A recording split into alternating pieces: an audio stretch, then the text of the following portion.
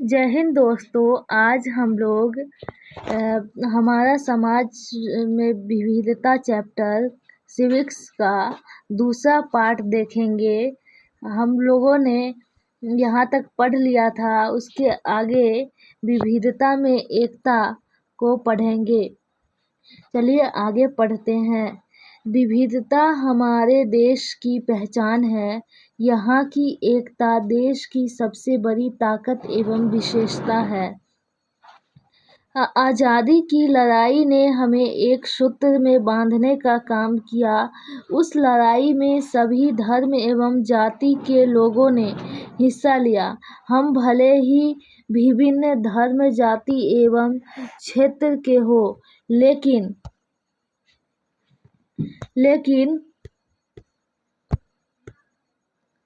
सबसे पहले हम एक भारतीय हैं। तो हम लोग सबसे पहले एक भारतीय हैं, इसलिए राष्ट्रीयता का अपना कर्तव्य के नाते हम लोग एक सूत्र में बांधे हुए हैं और एकता का मूल मंत्र है। भारतीय का एक भाव ही हमारी एकता का एक मूल मंत्र है।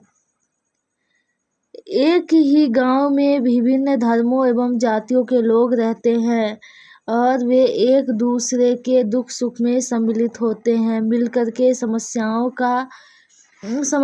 का संयुक्त रूप से सामना करते हैं और समाधान तलाशते हैं। भाषा, धर्म, जाति आदि की विविधता के बावजूद मानवता का रिश्ता उन्हें आपस में जोड़े रखता है। हमारे देश में सांप्रदायिक झगड़े भी जन्म लेते रहे। कभी इन झगड़ों ने हिंसात्मक टकराव का रूप भी धारण कर लिया, लेकिन आपसी तालमेल और एक दूसरे पर निर्भरता के कारण झगड़ों ने कभी अस्थायी वैमनस्य का रूप नहीं लिया और समाज कभी विभाजित नहीं हुआ। अमन शांति हमारे देश की बड़ी ताकत है, जो इसे विशिष्टता प्रदान करती है। यह सब हमारे देश की विशेषता के बारे में बताया गया है। इसमें हम लोग जानते हैं कि हमारे देश में विभिन्न धर्म, जाति, रंग के लोग रहते हैं। वे एक साथ में रहते हैं, परंतु भारत का 3 बार विभाजन वर्तमान समय तक हो चुका है। प्रथम विभाजन भारत का अफगानिस्तान से हुआ, दूसरा म्यांमार से, तीसरा पाकिस्तान से विभाजन हुआ, परंतु अभी भी भारत अखंड भारत है, जिससे राज्यों को अलग नहीं किया जा सकता है। चलिए आगे देखते हैं। संसार में ऐसा समाज बहुत कम मिलते हैं जहां विभिन्न धर्म, जाति के लोग आपस में मिलजुल कर रहते हैं।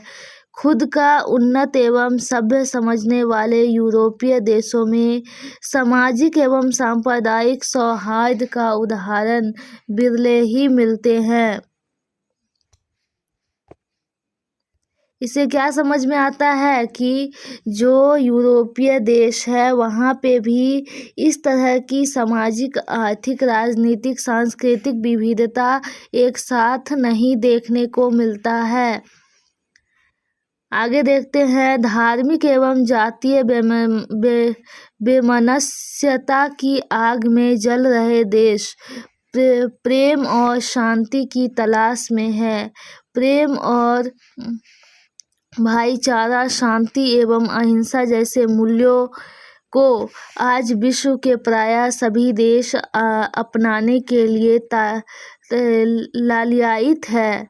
लालियात का मतलब होता है कि इसको अपनाना चाहते हैं, पर उनके पास ऐसा व्यवस्था एवं संविधान की व्यवस्था नहीं है ताकि वह इस तरह से संविधान है, लिखित नहीं है, या फिर भारत एक संघ है जिससे किसी भी राज्य को अलग नहीं किया जा सकता। अन्य देश भी है जो कि उसकी विशेषता अलग अलग है। अमेरिका है जहाँ से आसानी से कोई भी राज्य अलग हो सकता है, जबकि भारत इन मूल्यों का प्राचीन काल से ही पोषक रहा है। अंततः ऐसी स्थिति में भारत विश्व का नेतृत्व करने में सक्षम है। हमारे देश का संविधान सभी नागरिकों के बीच न्याय, स्वतंत्रता, समानता, बंधुता की बुनियाद पर आधारित है।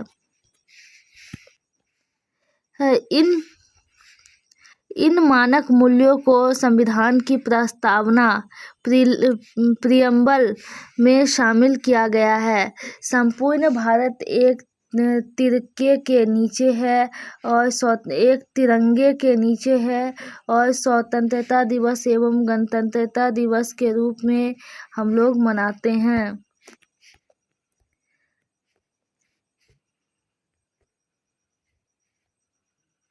यहाँ हम लोग अब देखेंगे गांव-गांव की कहानी। झारखंड के गांव में आपसी भाईचारे का बढ़िया नमूना देखने को मिलता है। प्रायः हर गांव में कई जाति और धर्म के लोग आपस में मिलजुल करके रहते हैं। यहाँ मनाए जाने वाले रामनवमी एवं मुहर्रम का पर्व सांप्रदायिक सौहार्द को अनुपम उदाहरण है। रामनवमी का जुलूस एवं मुहर्रम का तजिया पूरे गांव में घुमाया जाता है। इस उत्सव में गांव के सभी लोगों की सहभागिता होती है। हजारों की संख्या में उपस्थित जैन सैलाब में कोई अंतर नहीं रह जाता है। इन दोनों अवसरों पर सभी भेदभाव भुला दिए जाते हैं और पूरे गांव एक ही रंग में रंग जाता है। आगे यहाँ पे देखिए झारखंड के प्रमुख मेले, विविधता में एकता की अनूठी झलक। भारत एक विविधता वाला देश है। यहाँ अनूठी झलक श्रावण मेला जो कि देवघर, झारखंड के देवघर में मनाया जाता है। हिजला मेला यह दुमका में मनाया जाता है। मुडमा मेला जो कि मुरमा में मनाया जाता है। रांची के रथ मेला जगन्नाथपुर रांची में मनाया जाता है। इसी तरह से आगे देखते हैं राम रेखा धाम मेला सिमडेगा में मनाया जाता है। उर्स मेला रांची में मनाया जाता है। यहाँ पे देखिए पूछा गया है, यहाँ पे रामनवमी का दृश्य दिखाया गया है। यहाँ रामनवमी का जुलूस के दृश्य दिखाए गए हैं। उसके बाद नीचे में मुहर्रम का जुलूस दिखाया गया है। यहाँ पता लगाइए इसके अलावा और कौन कौन से मेले आपके आसपास लगते हैं। हाँ, नीचे क्वेश्चन पूछा गया है, देखते हैं।